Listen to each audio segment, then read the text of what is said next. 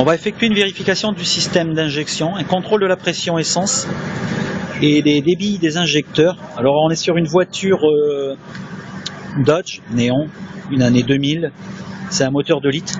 Alors on remarque ici on a l'arrivée d'essence au niveau de la rampe principale, les différents injecteurs ici très accessibles, et on s'est branché en bout de rampe ici sur la valve Schroeder notre manomètre.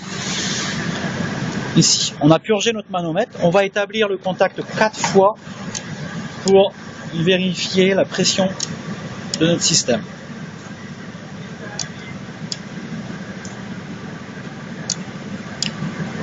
On voit notre pression à 45 PSI, ce qui est normal sur notre moteur. Et ce qu'il faut faire, c'est d'attendre plusieurs minutes pour vérifier que la pression est bien maintenue dans notre système d'injection.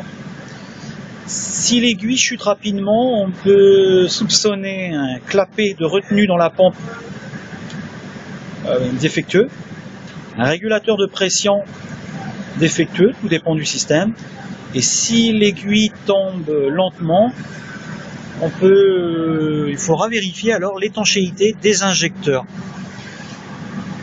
La valeur du constructeur est entre 44 et 54 PSI. Notre système ici, on a notre réservoir, notre pompe est immergée dans le réservoir, notre régulateur fait partie de la pompe, notre filtre à essence, notre rampe principale avec nos injecteurs et notre manomètre est branché ici.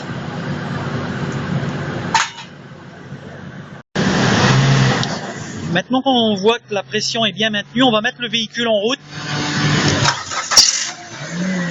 Lorsque le véhicule est en route, on observe aussi la pression d'essence. Lorsque je vais donner des coups d'accélérateur,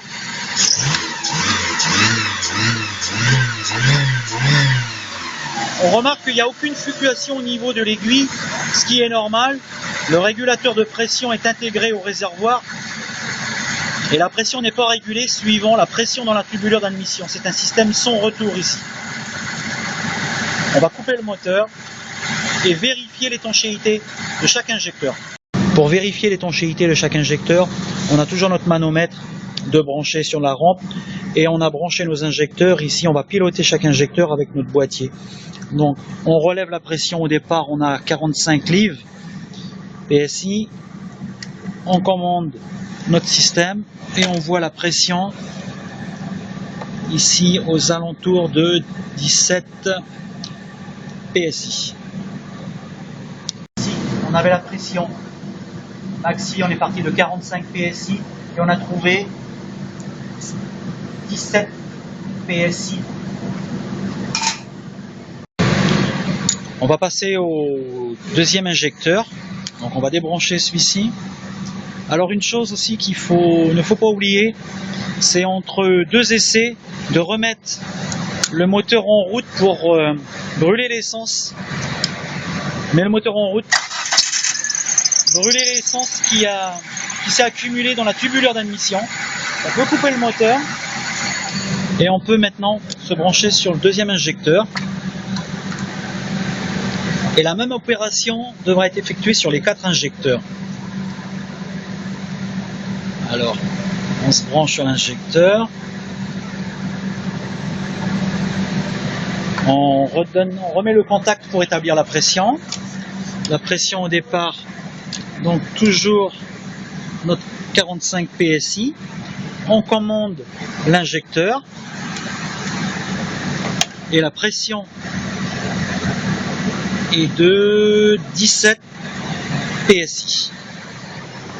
Je note dans mon tableau 17 PSI, ce qui nous fait une différence toujours de 28 entre la pression de départ et la pression d'arrivée. On va effectuer les mêmes choses pour les 2 prochains cylindres. On a effectué la même procédure sur les 4 injecteurs et ici sur ce moteur on a exactement le même équilibre au niveau des injecteurs, la différence de 28 PSI sur chaque injecteur. On aurait considéré un injecteur mauvais si l'écart entre la moyenne et l'injecteur soupçonné dépasse les 10%. Ici, tout est correct. Voilà, donc ici, toutes les mesures sont correctes. Si, par exemple, après la commande, s'il n'y a aucune évolution au niveau de la pression, aucune diminution de la pression, ça montre que l'injecteur ne fonctionne pas. Il peut être alimenté suivant si on perd 10 par exemple PSI, on se retrouve avec une différence ici. On voit cette valeur dépasse de 10% la moyenne de chute sur les 4 injecteurs.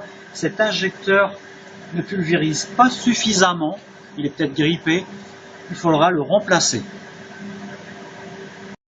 Le circuit des injecteurs, on peut le contrôler avec une lampe, une light, une lampe spéciale qui vient se brancher à la place de notre injecteur. On va starter et on vérifie le clignotement de l'ampoule. Start. Stop. Donc on remarque ici l'ampoule clignote, donc mon circuit électrique de commande de mon injecteur est correct. On va vérifier à l'oscilloscope un injecteur. Alors en tension et en courant. On a branché notre pince ampère-métrique sur le fil d'alimentation de notre injecteur. Et ici en back probe, la tension de notre injecteur. Mais en route,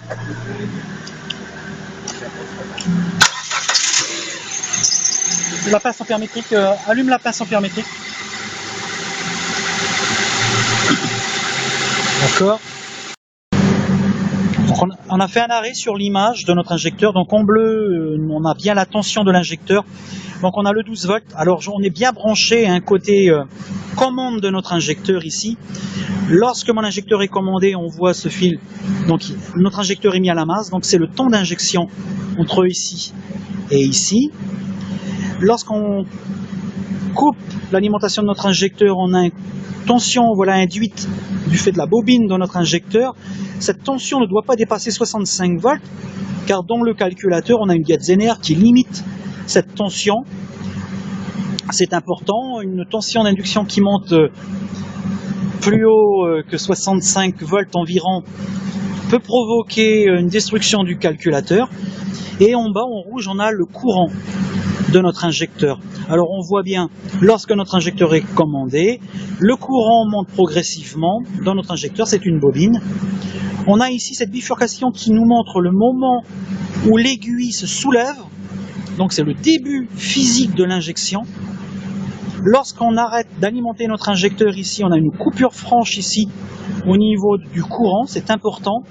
Et on voit ici ce bossage sur la tension qui nous montre la fermeture de notre aiguille. On peut voir que le temps d'injection a duré physiquement, voilà, entre notre bossage ici du courant et le bossage de la tension, on voit 3,68 millisecondes la durée physique d'ouverture de l'injecteur. Ne pas voir ces bossages pourrait signifier que notre aiguille d'injecteur est grippée. Ce qui peut se produire aussi lors d'un injecteur, c'est de ne pas avoir d'induction si on a un souci sur l'alimentation ou un souci sur notre injecteur. La résistance de notre injecteur dépasse les limites, on peut avoir un souci. Un problème sur la ligne, c'est-à-dire une résistance sur les câblages, peut perturber également cette zone. Si le courant ne monte pas progressivement ici, ça peut montrer un court-circuit dans l'enroulement. Et on doit avoir également une fermeture franche ici, un courant qui tombe à zéro instantanément. Sinon, on pourrait suspecter un problème de calculateur. Alors ces courbes sont intéressantes ici lorsqu'on va faire un test de comparaison avec un autre injecteur suspect. On prend l'allure d'un injecteur qui fonctionne bien, on regarde justement le début, à quelle intensité s'ouvre une aiguille sur un injecteur qu'on connaît correct, et on fait la même mesure sur l'injecteur suspect et on vérifie si l'ouverture est plus tardive ou avancé, notre injecteur a un souci mécanique. Il devra être remplacé. Oui, vous avez une question? S'il y en a un peu la bosse ici, ça veut dire que le conducteur est défectueux? Alors c'est une bonne question. Alors si on n'a pas la bosse ici, et donc on a une rampe ici, donc de courant, ça veut dire, ça montre que électriquement l'injecteur il est bon, mais que mécaniquement l'injecteur est défectueux. On doit absolument voir ici ce bossage, le début d'ouverture, et sur la tension, la fermeture de notre aiguille. Alors ce qui peut se produire aussi, c'est qu'on peut voir ici des rebondissements parfois d'aiguilles, donc une courbe ici qui va se retrouver avec un certain nombre de pics. Donc, ce qui est intéressant à l'oscilloscope, c'est qu'on peut voir électriquement si tout est correct, mais également mécaniquement si l'injecteur est correct. On va vérifier la résistance de nos injecteurs. Alors pour vérifier la résistance d'un composant, il faut bien le débrancher, c'est ce qu'on a fait, les injecteurs sont débranchés. On utilise un ohmmètre et on va venir donc vérifier la résistance de notre injecteur. Ici, alors on a 12,7 ohms, 12,8 ohms, on vérifie le deuxième, ce qui est normal. Pour un injecteur, c'est aux alentours de 15 ohms. C'est pour ça que notre injecteur consomme à peu près 1 ampère. Alors ici, on trouve 13 ohms. C'est parfait. Alors ça dépend de la température. On trouve ici 12,6 ohms. C'est correct. Et le dernier,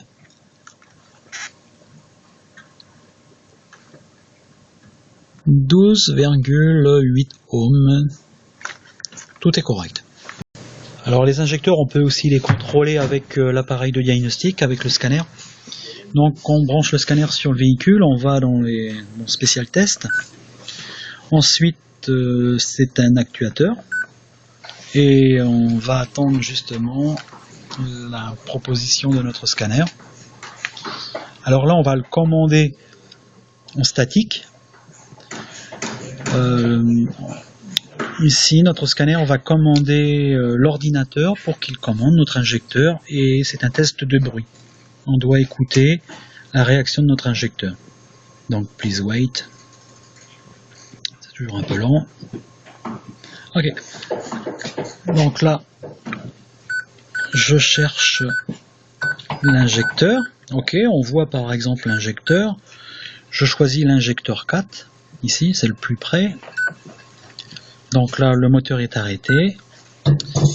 Ici, donc on nous prévient que la pompe peut tourner pendant le test. Donc d'attendre, il rentre dans le menu. Et là, on a une touche ici active et désactive. Donc tu vas appuyer sur la touche active. Voilà ici mon... Alors je le mets la main dessus, vas-y. Voilà. Ok, donc je le sens bien. On entend la pompe et j'entends bien mon injecteur. Voilà, là tu l'as désactivé. Donc l'injecteur fonctionne. Donc ne pas oublier de faire fonctionner le moteur entre le test de 2 injecteurs pour brûler l'essence qui a pu s'accumuler dans la tubulure d'admission.